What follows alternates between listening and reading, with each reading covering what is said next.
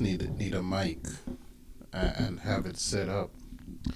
This is the biggest blooper there is in the history of taping, not having your mic set up and ready to go before you hit record. Well, hello, good morning, and welcome to the Rude Boy Sound, Tottnham, USA up top, Cockerell, and Tottenham HotSpurs to either side of me. And today, I want to take a quick look at what's on my mind in terms of what do I want to see from this new, um, call it a new season. And the reason why I call it a new season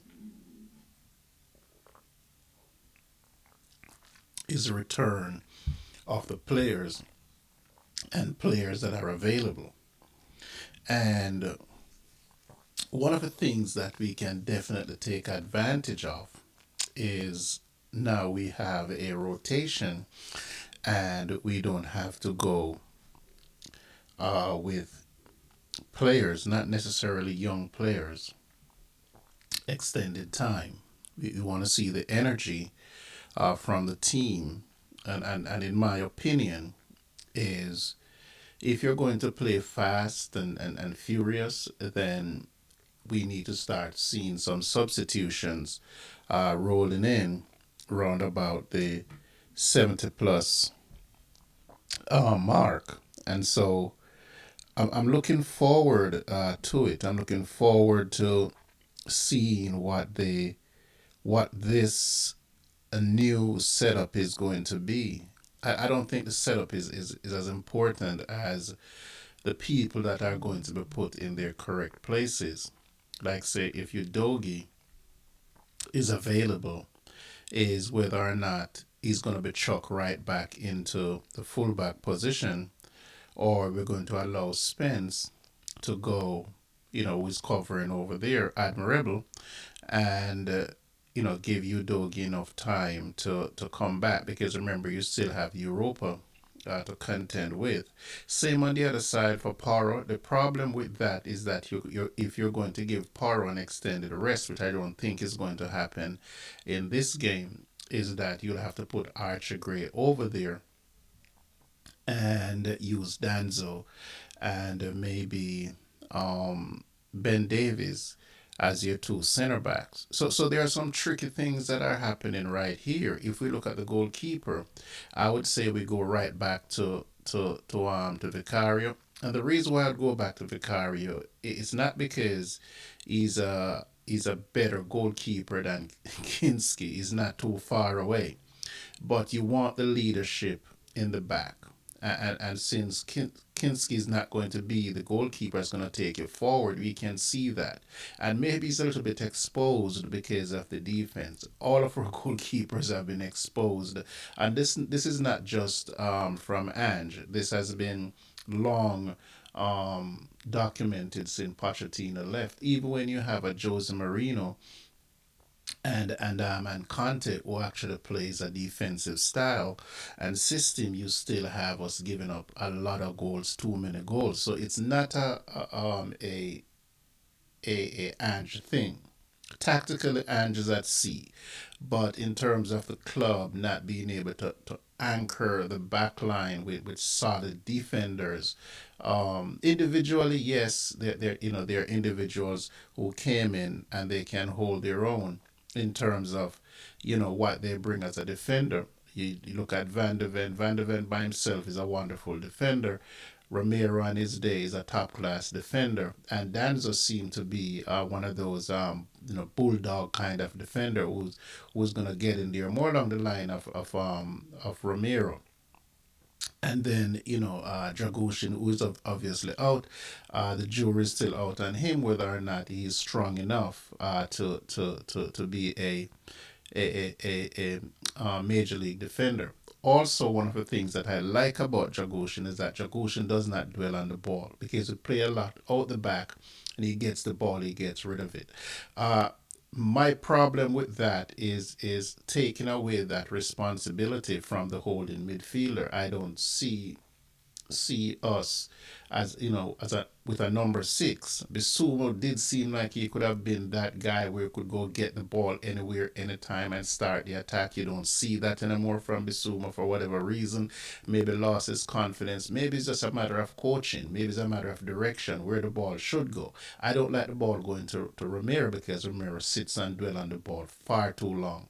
Don't like it going to Van de Ven either because it's giving him too much to do. And so, but if you're releasing the ball, and I didn't see anything of Archie Gray to say Archie Gray can be that outlet. So right now, as it is, Udogi, even before him, Paro, you don't see that. So for a team that wants to play out the back, there is no organization, or they're lacking in organization of how do we want to do this? How do we want to consistently do it to make it work? I don't see that happening most of the times, and that's just the back line in a nutshell.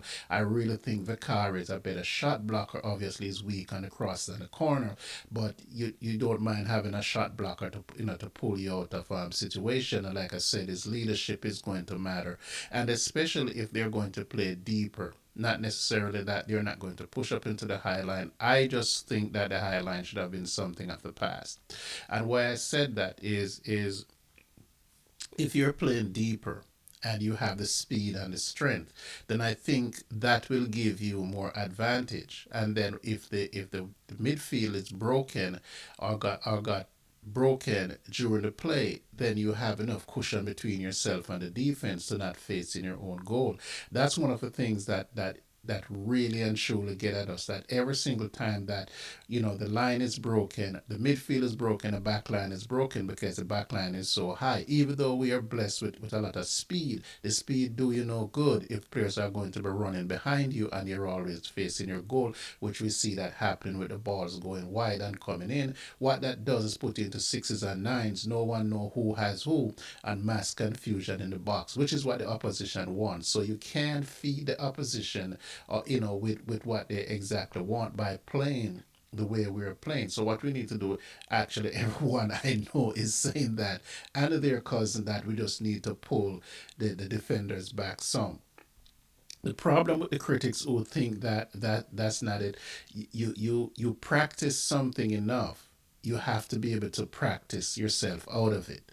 So it's not a matter of whether or not they can do it or not do it. You have to have the same discipline that you were doing the wrong thing and coached into the wrong thing. Is that if you're going to coach it out, then you still have to instill that discipline. The problem with it is that you have gone almost 2 years with the same manager preaching the same thing. Now, no, you can't change the indoctrination overnight.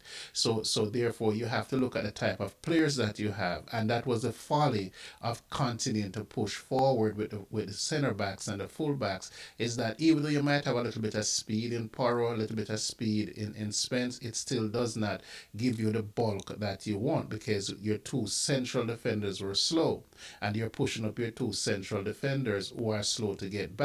The speed that your fullbacks have, you negate that by playing them so high. So there is no coverage there, and the pace of the ball is always going to beat you. A ball over the top is always going to beat you for pace, and it's going to beat you for distance because you're so wide open and you have acres of space behind you. That shouldn't be an argument or any conversation. That's just supposed to be facts. Let it lay there. We see it every day. And so we need to change that. What I would love to see is something that we saw when we played Brentford, when we're kind of sticking in. We went away from that when we played Liverpool because Liverpool is so much of a better team. But I will tell you that the intent to play it was not bad. The intent to play how we played against Liverpool, that in itself was not bad. What we need to do is take that to the practice pitch. And I say this all the time. I say this in my videos. As a coach, you look for certain things. As a player, you look for certain things. As a fan, you're looking for different things. And so what you want to see as a fan is whatever you want to do to win. I couldn't care less. That's the fan.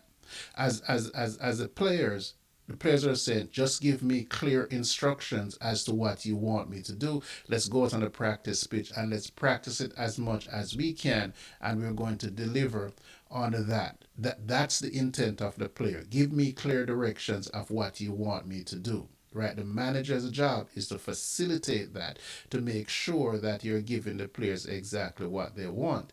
And so it is always going to be incumbent on the manager to make sure that you get on the practice pitch, and whatever you're asking to do, it doesn't come down to game day, because everyone again will be lost at sea, because you can't, the things that you don't do as a manager, as a coach, is to ask a player to do things that you do not practice. Yes, in a pinch, you can say, I see something, and how about we try this? It might not work, it might work, and then you take that back to the practice pitch. Because remember one thing that you have to look at, and this is what a lot of people maybe don't understand. You watch tapes. You watch pre-game tapes, and you watch post-game tapes, right? And I am saying, and I'm trying to stay away from bashing the manager, which I do very often since I decided that he's just not my guy. But what you want to do, right, is that generically, if you're watching tapes of your losses and your wins, what you do well during the losses, what you do well, even in the losses, right? What you need to take away. What did you do that caused you, even though you were doing this well, you were offset by something that the other team is doing? That's what you're looking for. Oftentimes, you're not looking for how well you did. You're looking forward to see how well did I do when the opposition showed me something else. And that is the crux of the matter when it comes on to the manager, and this manager in particular, is that he wants to play a certain system. And when the system does not work, what do I go to? Do I have something to go to show me that, look, I'm, for example, if I'm going to play a 4-2-1-3, it tells me that right now I'm going to play a full out attacking team, whether I put the fullbacks up there or not, right? If I come out and I said, you know what, today I'm going to play a 4-2-4, it tells me something. It tells me that I'm going to be a little bit more defensive in what I'm doing. So like the opposition would probably play a 4-1-2-3 as well, or a 4-3-3 formation. Doesn't matter what happened, they probably move around and they probably drop two as holding midfielders, because they want the strength in front of their back line, which is going to go flat four across and maybe push up a little with the fullback. So you saw all those things on tape. You should be able to identify what other teams are doing. The most blatant one of all, if you come out in your 4-3-3 formation, and as a team, as a standard is that you're an attacking front foot team, and you look across, and the first, and when the ball kicks off and you get your first possession of the ball, you see the team dropping into a 4-5-1 or a 5-4-1. That automatically tells you what their intentions are, that they're going to play defensively, they're going to give you the ball, and they're going to counterattack. Now, what do you do with that? That's information that you should have seen from 13 games ago. So it doesn't matter who the team is. Even if you're playing Liverpool, who never plays 4-5-1-2, 4-5-1, and you see them come out, it simply means that Liverpool sees something that is most important to them. Maybe Liverpool realize that, you know what, I can't go expose myself to Spurs. So I just need a point from this game and I win. Just as an example, I'm going to the extreme just to point out that if you're looking at it, and Liverpool is going to say, look, the, I can do everything but lose this game. And in order to not lose this game, this is what I'm going to do. Or they go ahead in the 20th minute of the game, and then you see them come out and they change their shape to a 4-5, 1. What does that tell you? Blatantly, what does that tell you? They're going to protect that one. So even if you have 75% of the ball, they're going to play defense for that 75% that you have. They're going to make sure their 25% matters most to them. which is the most important thing, is playing to the scoreboard, playing to a championship. This is a result I'm looking for. I don't really care about what everybody else say. I don't care if everyone is saying, oh, but your Liverpool, you could have won by 4. That was not the game plan. That was not what we intend to do. We got 1 or we got 2, and the best thing that could happen is that we play to the situation. This is what I'm saying, that Spurs in this iteration of who's coming back needs to play to the situation. They need to figure out, and I'm not going to go back with whether or not Ange wants to play this kamikaze style. If that's what you want to do, that's what you want to do, right? But you have to make darn sure that if that's what you want to do, then you use the personnel, you stick to it, and you make sure that it is what's going to give you the results that you're looking for. Otherwise, you're still going to get second guess. You're still going to look like a fool, and it's still going to look like when the injuries was around, you were making excuses. So all you want to see is something that show you that all along the injuries were the problem. If you come back and you're still doing the same thing, if you come in and you're still pushing those fullbacks up, you refuse to make changes before the 80th minute, you're playing players out of position, it still would not have made a difference. It wouldn't have made a difference, because now that you have the players that you want back, where do we go from here? So you want to see something, you want to see changes. Either you're going to see changes that's going to reflect what was happening when you did not have the players, or you go back to your style and prove to everyone that the injuries were the cause of why you are where you are. And unless you're doing one of those two things, and precisely to get the results that you want, I would just say it's time to close up shop. The other thing I want to say is that in a case like this, the wins and the losses matter, right? If you look at it and you said, okay, so we're going to surrender the season, right? But we're not surrender the season because we don't want to play good football. We're going to surrender the season to make sure that we use the rest of the Premier League season to be our training. Right? If you're going to put something in place, or you're going to change your system, tweak your system, then this is a very good time to do it. Why do I say that? If you're if you're changing your system, you can't change your system when you go to the to play in Europe. But what you want to do is change your system in the Premier League and take that system to play in Europe. Because now what you'll do is that you have more intensity, get more practice, you get a chance to put all the things that you want to put in. Because now you're playing to the system, not the system, you're playing to the situation. Your situation is that you're out the FA Cup, you're out the Carabao Cup, you have no chance of getting anywhere close to top 4 in the Premier League. So what do you have left? You're actually training to play in Europe. So if you're training to play in Europe, then this is what you're going to do, and this is how you're going to take your form to Europe. And that's all you have left. You have nothing left. You have your pride to play for, to make sure that as a top club you finish in the closer to the top half of the league, because we still can't. It's a matter of 2 3 games. That's 9 points, and you're up there. The gap is not that wide, and teams are going to falter. Right, so if you play with that intent to do that, then we can get somewhere in Europe, because that's all you have left. So you have to use the Premier League, right, as your springboard. I understand the need to play young players, but now it's not about the young players. It's not about development right now. It's about making sure you have a system in place and everybody is playing for next year. You can see who belong and who needs to go. And it's the same for the manager. If he can't turn this around, if he can't look and say, let me have a second training camp with the Premier League, let me put this in place, let me start doing things different from what I was doing. Doesn't matter. It's your call. It's the manager's call. If you decide, like I said, you want to go with your gung ho football, you better make sure it works, because that's what you're going to take into Europe. You can't go play another system in Europe. If you decide that, you know what, I'm going to sit my fullbacks in, I'm going to be a little bit more compact in my midfield, and I'm going to attack through the center, with new signing as intel, then that's what you're doing. And you do that like you're coming out of a training camp, and you instill that to the end, and you will see good football. You will see good intent, because now everyone will be on the same page, and you only need a few games to do that, because you're up and running. And that's what you should have been doing when you have this 1 week break. You say, look, guys, this is what we're doing. Either going back to what we did before, or we're going to make sure that we put enough into this system so we understand it and we can see where the transition is. Because you could never see the transition between defense and offense. We're either trying to play offense or we're trying to play defense. There was no connectivity between the two. And you see the irky jerky with Liverpool, and Liverpool just ran us out the park. And the intent, I'm going to say this, the intent was not bad. It's individual mistakes that kill the intent.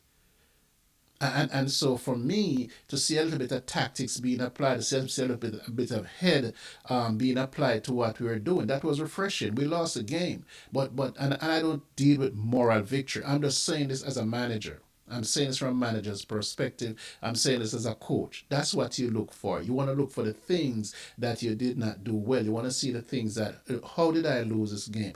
I was giving up shots on goal. Even when I won, I gave up 10, 15 shots on my goal. That's unacceptable. How do I stop that from happening? You saw a lot of teams go to the 4-4-2 because that's what it does. Keep players in front of you, keep the ball in front of you until you can get on the offense. Is it going to be pretty? Absolutely not. It's the ugliest type of football to play, but what it does, it gives you more variation of what you want to do, get you into the places that you want to go. It gives you more protection when the skill players loses the ball. When it gets broken down, then you have a defensive mindset of 6 or 7 players who's going to pick you up and be behind the ball, and that's what you want to see.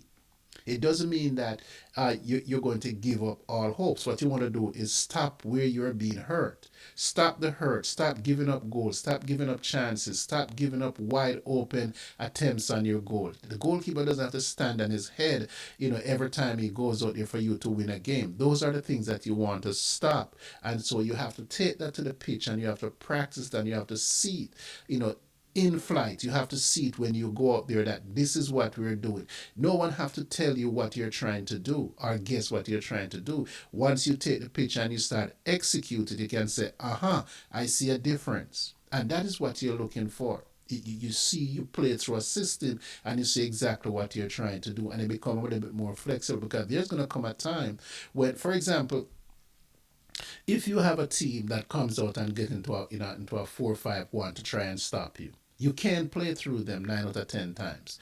And for you to get the ball and put the ball down and try to play through them is just playing right into their hand. What you normally do with that, you fake it. You fake putting it down and you have your front three moving. And what you do, you go over the top once in a while. That is going to press them back. No, they can't push up and press you. So what you're trying to do, you're trying to isolate the striker on with one of the center backs or go between both of them. You could see that. You saw that happening with Chelsea trying to push up against against Brighton. And what they did, right over the top, and Mitoma catch a two centre back off guard, right between them, boom, goal. That's what you do.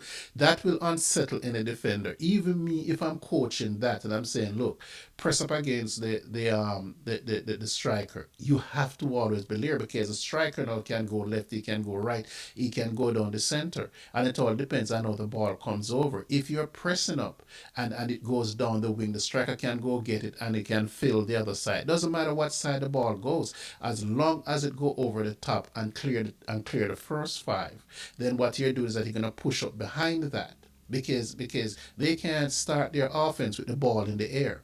And that's your time to push up now out of your back and make sure that you have a four across the back and two in the midfield to make sure that everything's because remember now the striker is gonna be on his own. He's gonna be on his own because where's gonna get his help? He's gonna get his help from the wing, from both wings and maybe the number 10. So everybody else job now is to come behind the ball and make sure that you secure that in case it gets broken down. But you can't continue to play out the back when you're faced with a 5-4-1 or 4-5-1 because that is what the team is asking you to do. And if you continue to do that, then you're playing in their hands. You have to soften them up over the top.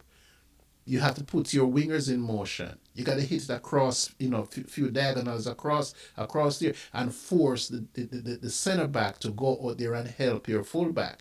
What that does, it's going to eventually bring down the winger. It's going to eventually bring down the wingers on both sides to come and help the fullback. And that's how you soften it up. But I don't see that happening with Spurs. And that is why I don't like when Ramirez sits on the ball, because you need to have that Trent Alexander vision to see that your wing back, your fullback or your winger is either coming down the middle and through, and your winger is on a streak and hit that ball over there. It doesn't have to work every time, but it puts something in the back of both, because that ball is traveling one across the center back and it's traveling towards the fullback. And both of them are going to be unnoticed. And you do it on both sides a couple of times, then you know what you can do. Then you can pick that true ball. Because once they come up to press, then you could play that ball behind them in this space. And it doesn't take much. All it takes is practice. Anyway, I'm the Rude Boy DJ Paul. I'm looking forward to see what this new iteration of Spurs is going to be playing against United tomorrow. United is not that good, y'all. They're not that good. I don't care. We just need to go out there and put our foot on their necks and make sure we come away with those 3 points. So I will see you later. Let me get out of here. Don't forget to like, share, subscribe, leave me a comment. I'm the Rude Boy DJ Paul for the Spurs Sound Off. This is Tottenham, USA.